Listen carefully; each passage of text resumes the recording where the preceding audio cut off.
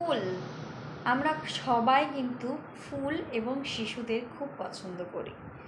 আমরা তো এখন শিশু হতে পারবো না, সেই জন্য আমরা ফুলের মতো হওয়ার চেষ্টা করব। তাহলে কিভাবে ফুলের মতো হতে পারবো এবং ফুলের মতো হলে সবাই আমাদেরকে পছন্দ করবে, ভালোবাসবে, সেই নিয়েই আজকের এই ভিডিও।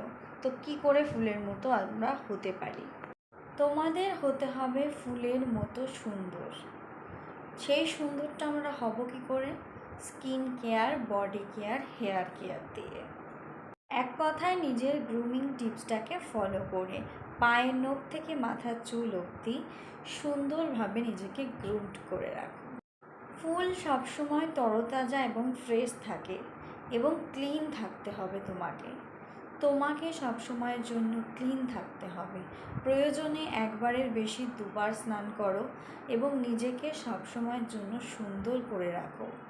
ফুলের স্মেল যেটা থাকে, সেখানেই ফুলের স্মেলে আমরা মুগ্ধ হয়ে যাই।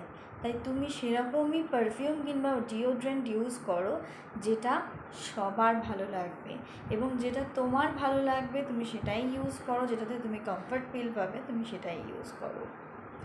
কিন্তু স্মেল তোমাকে কিন্তু একটা ইউজ করতেই হবে, মানে ডিও বা বডি স্প্রে তোমাকে ইউজ করতেই হবে। পারফিউম অবশ্যই ইউজ করতেই হবে, এটা মাস্ট।